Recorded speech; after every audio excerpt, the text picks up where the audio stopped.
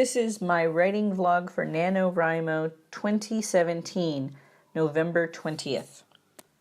When we last met our heroine, she was using index cards to try to revive the flagging middle of her Nanowrimo novel.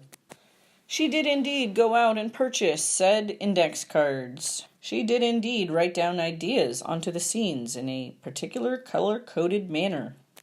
And then she proceeded to go for 3 or 4 days in a row, writing not a single word, due to other matters that had nothing to do with Nanowrimo. So yes, this is what has happened to me. I was actually going quite strong with the index card method. I was getting some ideas. I was seeing how I could tame the middle, put a corset of common sense around the middle of my novel and yank it in tight to give it into a beautiful shape. A beautiful shape that would look terrific in a mid-19th century ball gown. I'm not sure why I'm using that analogy for writing. That's a pretty stupid analogy. I do like mid-19th century ball gowns, but I'm probably the only person who thinks that should be applied to writing. Okay, on with my life. Basically, the kids had a 3-day weekend, and so I had no writing time. Isn't it great how that can happen even in the middle of Nanowrimo when you're trying to explain to everybody that you're doing this thing and it's kind of really more important than usual that you have writing time, and the rest of your family is like, so, cook me dinner. Anywho, this is going to be a quick update because of that. Basically, I'm going to go back to looking at my cards, shuffling them around. I am going to take also my Excel spreadsheet, which has my outline on it. It's similar to the one that's in my Magic Outline workbook, actually, that I send out, which you can still get. Just email me, tara@taramayastales.com.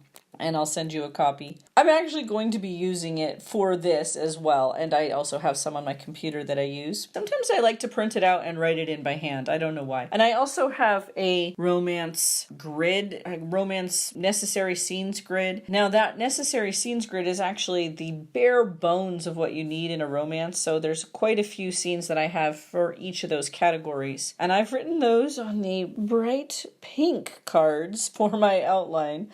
The bright pink index cards are my romance scenes, but I realized, you know what, the story actually does have more than just a romance. It has a couple of other relationships that I want to track. So what I do is for each important relationship, especially that the protagonist has, I track those separately with beats because they should each have their own internal rhythm to them. And then when you get all of those separate storylines together, then you braid them together. There's a book review that I would like to do. It's a longer analysis. I hope I get a chance to actually do it. I want to get back to writing first before I do another review. But it's really relevant to this because in this book, the author does a very good job of braiding together 2 separate storylines. And I want to talk about that because some of the questions people have asked me about using any kind of outline, the kind of monomyth outline where you followed like the hero's journey through the story, they've asked, well, how do you integrate several storylines or different characters or different timelines? There could be a story in the past and a story in the present. And there's actually a really simple answer to that. And simple answer doesn't mean that it's easy to do or that it's naive or that it's stupid or childish in the outcome. What I mean is that lots of things are simple to describe and yet hard to execute. Long story short, if you have more than one storyline, you have each storyline follow the magical outline version separately, and then you integrate them, you braid them together by alternating scenes. You can also use the mosaic method where you put larger chunks of story side by side. It's definitely something I'm going to examine in future review and analysis of different books, and I don't know, as I said, if I'll have a chance to do that in November. For my current storyline,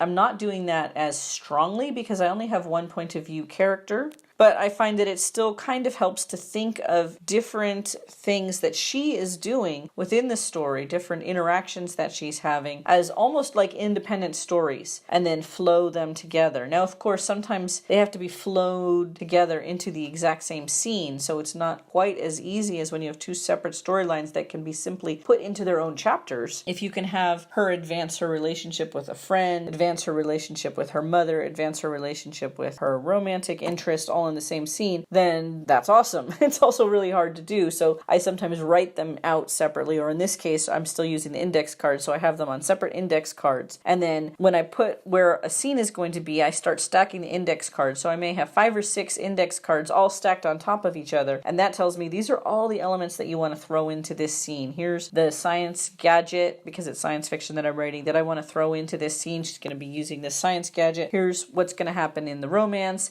Here's what her friend is going to find out in that same scene. Here's how her thoughts about her mother change. So all of those different storylines that I was thinking in my mind about separate things will come into the story in part of one holistic scene, and hopefully the reader won't even have a sense of like all these clunky things thrown together. The reader will simply have a total experience of immersion in the story and not even realize exactly how and when the information is being delivered, because it won't be like in their face. It'll be subtle. It'll be part of the background of the scene. That's all I have to say right now, because I'm going to get to work on exactly what I just described. As I said, it's easy to talk about it. It's hard to do it. So Tara out.